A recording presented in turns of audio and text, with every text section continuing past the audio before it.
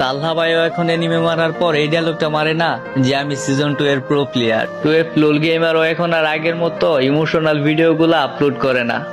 কাব্য ভাইও এখন আর কোনো লাইভ স্ট্রিমারের সাথে নুব প্র্যাঙ্ক করে না। হাসির রাজা পররুবেল আর বটলা নাহিদ আগের মতো একসাথে ফানি ভিডিও আপলোড করে না। জুয়েল দা নুব গেমার এখন আর আগের মতো গেমের আননোন ফ্যাক্টস গুলো খুঁজে পায় না। গেম ছেড়ে চলে গেছেন বাংলাদেশের ওল্ড লিজেন্ড নাইম আলম। জান্নাত গেমিং ও এখন আর আগের মতো লাইভ স্ট্রিমিং করে না। রোস্টেড গেমিং এখন আর যারা আপুর সাথে প্র্যাঙ্ক ভিডিও করে না।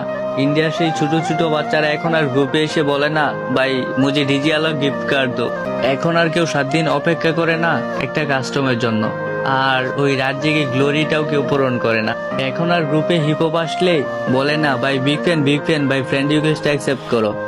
দিন দিন সবাই এই গেমটা ছেড়ে চলে যাচ্ছে। হয়তো একদিন আমিও এই গেমটা ছেড়ে চলে যাব। গেমটা পড়ে থাকবে প্লে স্টোরের বুকে।